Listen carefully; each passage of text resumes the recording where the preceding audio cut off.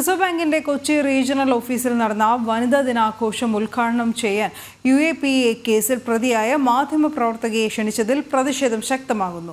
PDP നേതാവ് അബ്ദുൾ നാസർ മദനി പ്രതിയായ കേസിൽ ബംഗളൂരു NIA കോടതിയിൽ വിചാരണ നേരിടുന്ന KK ഷാഹിനെയെ ഭരണഘടനാ സ്ഥാപനമായ റിസർവ് ബാങ്കിന്റെ ചടങ്ങിൽ മുഖ്യാതിഥിയായി ക്ഷണിച്ചതാണ് വിവാദമായത്. കൊച്ചിയിൽ നിന്ന് കിരൺകുമാർ വിവരങ്ങളുമായി ചേരുന്നു. കിരൺ, വിശദാംശങ്ങൾ. കൊച്ചി റീജിയണൽ റിസർവ് ബാങ്കിന്റെ കൊച്ചി റീജിയണൽ ഓഫീസിൽ നടന്ന വനിതാ ദിനാഘോഷവുമായി ബന്ധപ്പെട്ടാണ് മാധ്യമ പ്രവർത്തകയായിട്ടുള്ള KK ഷാഹിനെ മുഖ്യാതിഥിയായി പങ്കെടുപ്പിച്ചത്.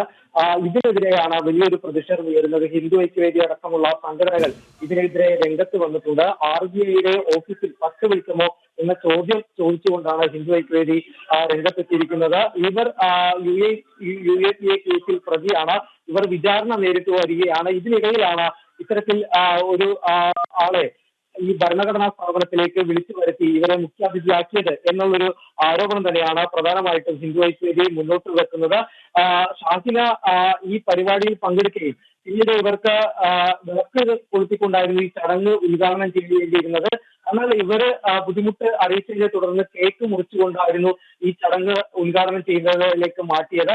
ഇത്തരത്തിൽ വലിയ രീതിയിൽ തന്നെ ഹിന്ദു വിരോധം അടക്കം പ്രകടിപ്പിക്കുന്ന ഒരു സ്ത്രീയെ എന്തിന് ഇങ്ങനെ ഒരു പരിപാടിയിലേക്ക് ക്ഷണിച്ചു എന്നുള്ളൊരു ചോദ്യം പ്രധാനമായിട്ട് ഉയരുന്നുണ്ട്. ഏതായാലും ഇവർ നേരത്തെ മദനി അടക്കം പ്രതിയായിട്ടുള്ള ബാംഗ്ലൂർ സ്ഫോടന കേസിലെ രണ്ട് സാക്ഷികളെ സ്വാധീനിച്ചുകൊണ്ട് രണ്ട് പ്രതികളെ സ്വാധീനിച്ച് ഇവരുടെ മൊഴി മാറ്റാനായിട്ട് ശ്രമിച്ചു എന്നതായിരുന്നു ഇവർക്കെതിരായിട്ടുള്ള ആരോപണം. ഈ കേസിൽ ഇവർ വിചാരണ നേരിട്ട് വരികയാണ്. ഇതിനിടയിലാണ് ഈ ഒരു ഭരണഘടനാ സ്ഥാപനത്തിലേക്ക് ഇവരെ അവിടെ നടന്ന ചടങ്ങിൽ മുഖ്യാതിഥിയായിട്ട് പങ്കെടുപ്പിച്ചത്.